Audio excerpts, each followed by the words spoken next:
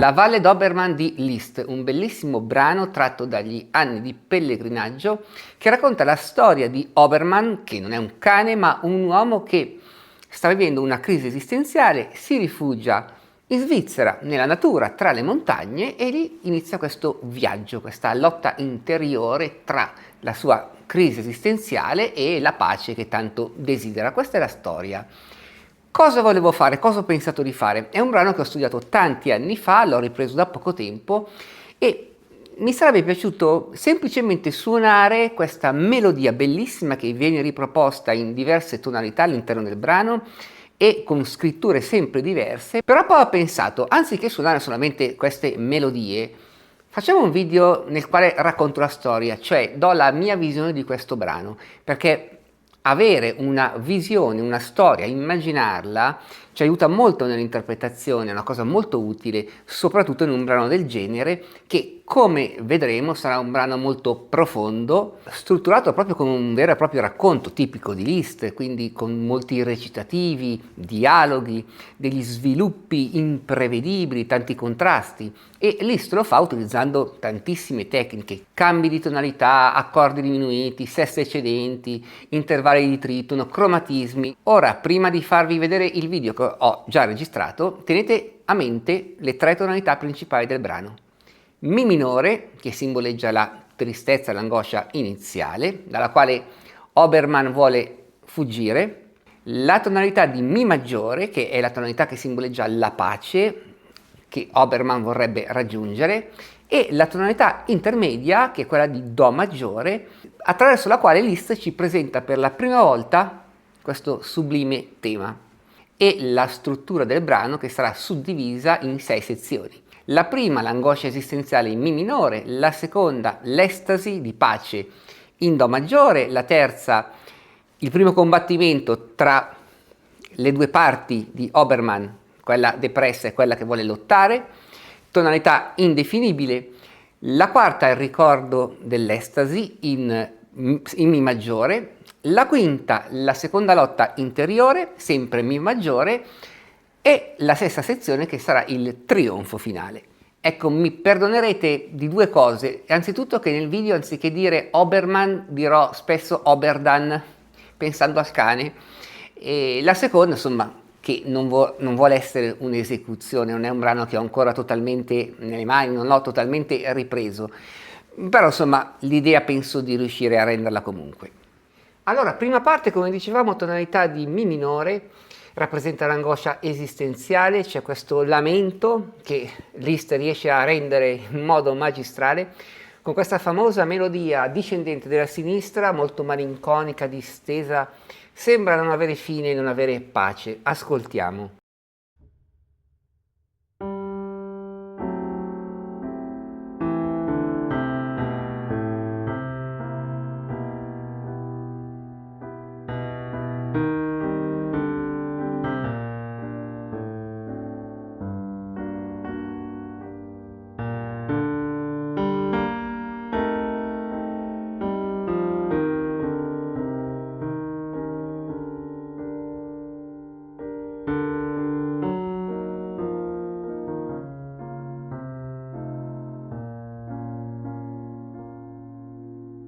Stupenda.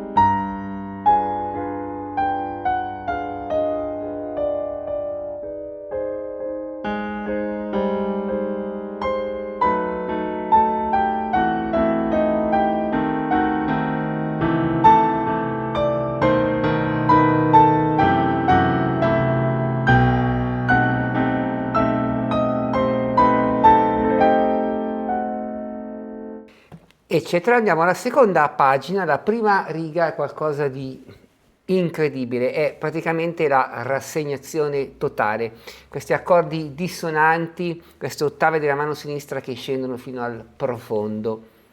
Ascoltiamo.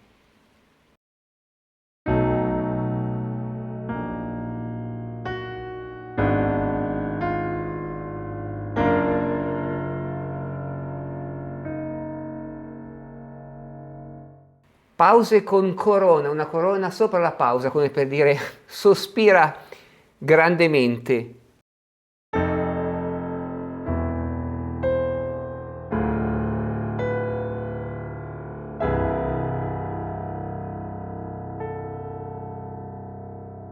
Da brividi.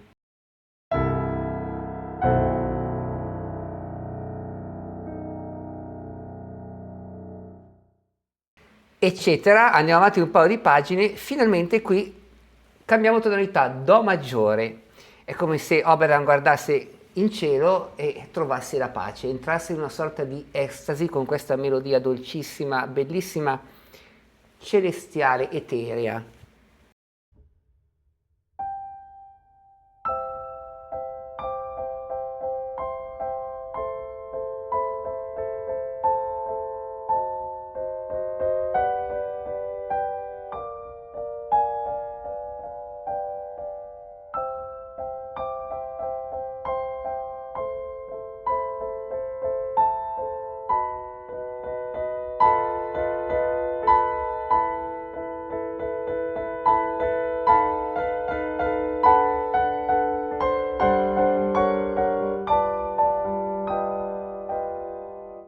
A me qui fa impazzire.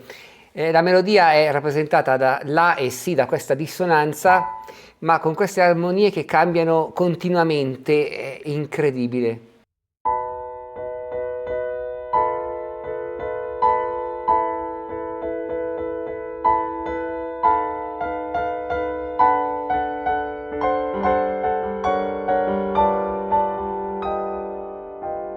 Magistrale. Qui il sogno diventa più reale, più consapevole e più ancorato a terra, lo capiamo perché la sinistra imbatte il suono delle ottave.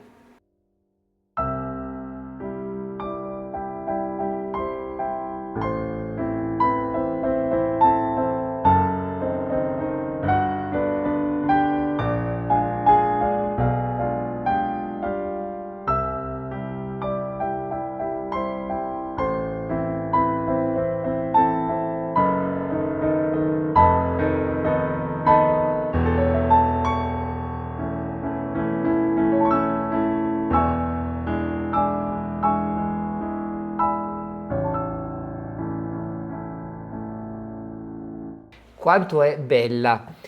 Andiamo avanti di un paio di pagine. Ok, qui l'estasi finisce, si ritorna alla realtà e inizia il primo scontro fisico, questa lotta interiore tra il bene e il male, tra la voce depressa, che da questo momento vedrete sulla partitura essere evidenziata in blu, e la voce invece del bene che vuole ribellarsi. Quindi è un vero e proprio dialogo. In questa prima parte però avrà la meglio la voce che si sta ribellando, perché la voce negativa interviene solo un paio di volte. Il tremolo della tensione.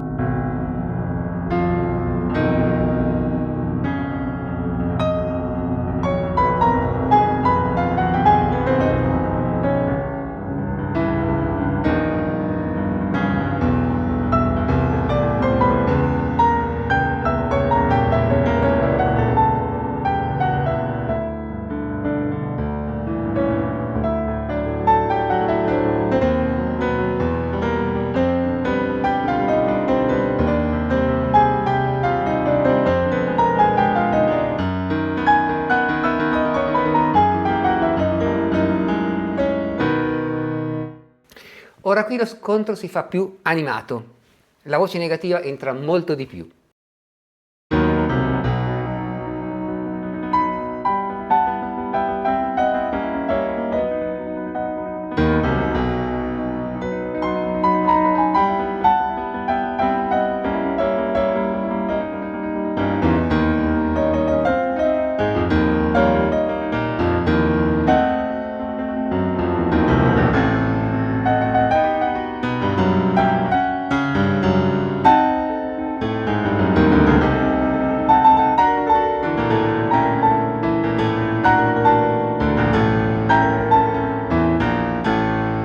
stupenda la lotta della voce negativa che attraverso queste ottave molto rinforzate tenta di riportare tutto verso il basso. Risentiamo.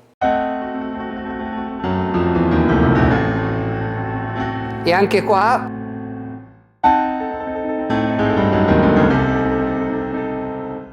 Bellissimo. Ecco qui questa voce negativa lotta ferocemente attraverso delle ottave su delle armonie diminuite.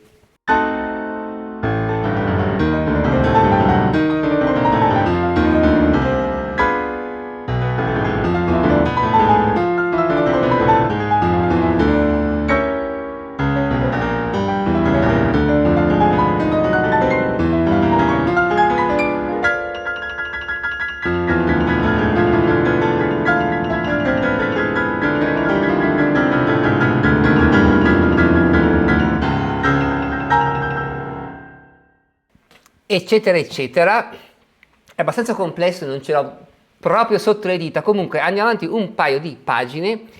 Finalmente la tregua, ritorna la nostra tanto amata melodia che ci è stata presentata prima in do maggiore sotto forma di estasi. In questo caso però è più un ricordo dell'estasi. Infatti la melodia viene trattata in modo diverso, utilizzando dei registri bassi, una struttura proprio diversa. Qui è molto calda.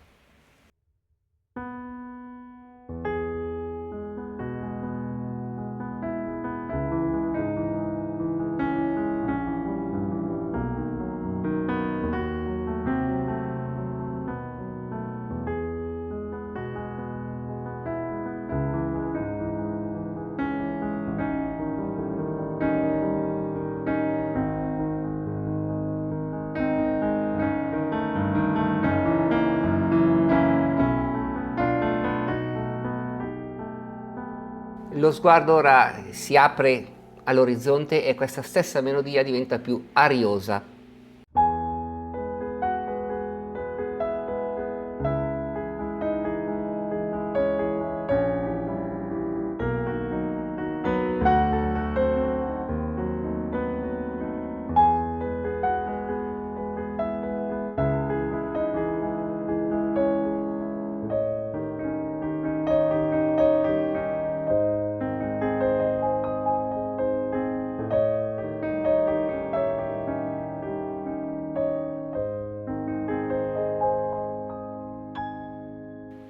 Ora arriva il secondo tema, sempre bellissimo, dolcissimo, quindi la melodia prosegue e la destra lo suona con degli arpeggi molto molto ampi e larghi, sembra quasi un'arpa, tipica scrittura romantica.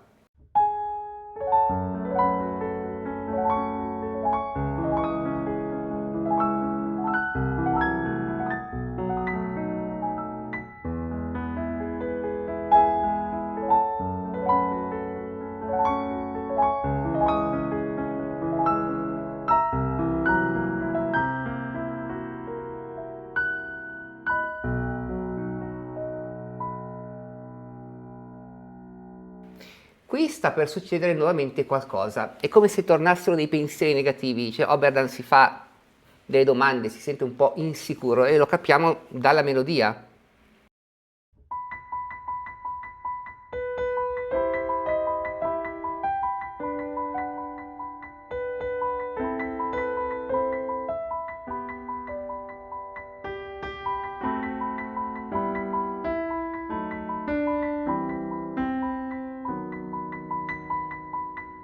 La tensione comincia a salire, sentite il cuore.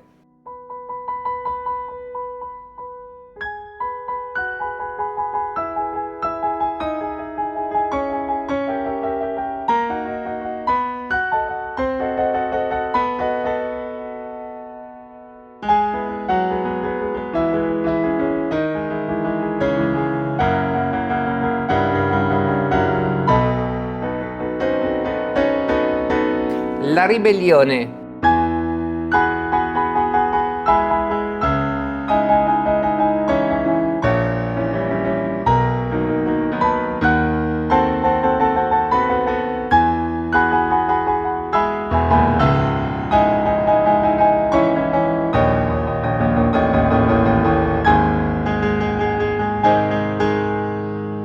Ora qui inizia inizia il secondo scontro, viene ripresentato il secondo tema, quello molto dolce,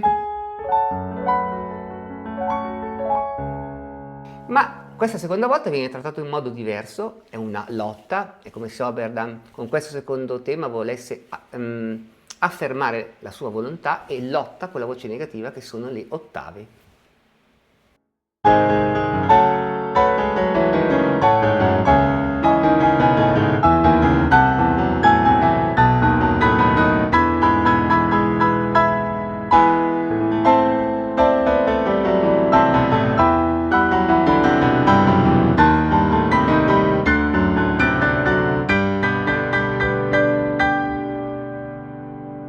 Ora lo scontro si fa più incalzante, sentite che bel dialogo tra i due registri del pianoforte, grave e acuto, il male e il bene.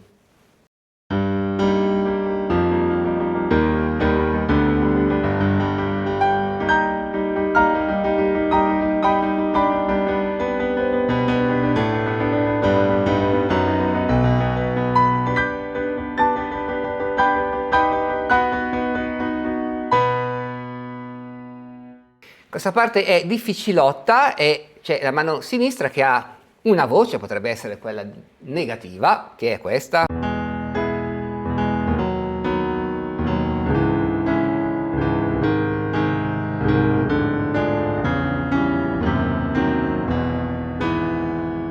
E la destra delle ottave.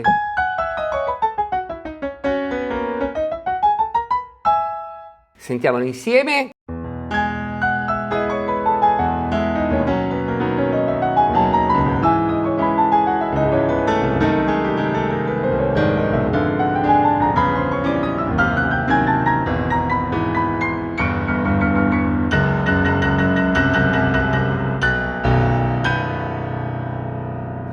Parte finale, ultima pagina, qui si gioca tutto.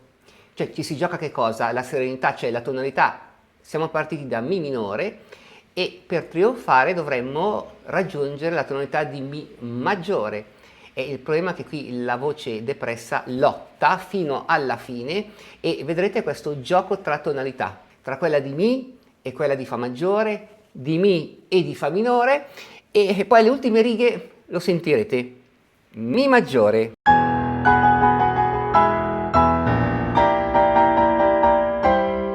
Stupendo, attraverso un accordo semidiminuito e quindi seguito dall'accordo di dominante, la voce depressa ci porta in un'altra tonalità subito, in Fa maggiore.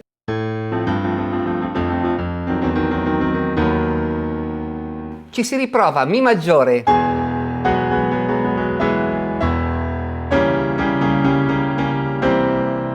Altro spostamento del centro tonale con un accordo diminuito che ci porta a Fa minore.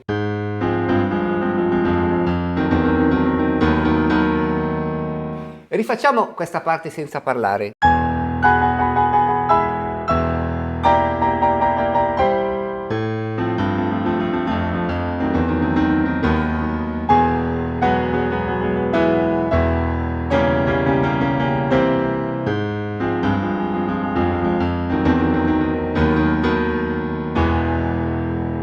Ora siamo arrivati alle ultime due righe e qui questo gioco tra le due tonalità si fa velocissimo. Il cambio di tonalità avviene 4 volte in ogni battuta, o meglio, la voce depressa tenta di cambiare tonalità per 2 volte in ogni battuta. Ve la faccio ascoltare e poi vi spiego magari velocemente.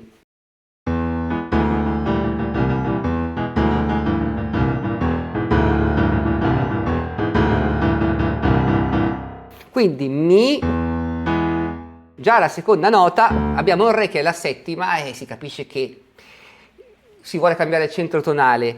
Seguita questa settima da un accordo di sesta eccedente. Però non ce la fa il diavoletto, si ritorna a Mi. Di nuovo sempre più rinforzato.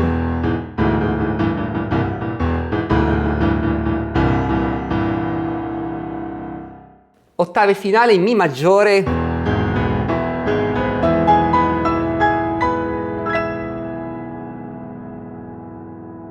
Uno pensa, beh, il brano è finito. No, perché Oberdan si volta indietro per l'ultima volta. Sentite questa sorta di trionfo, ma con inquietudine.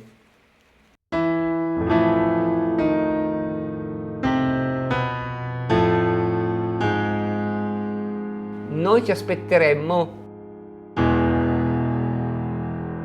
Invece questa tonalità di Mi, questo accordo di Mi viene sporcato con un accordo eccedente.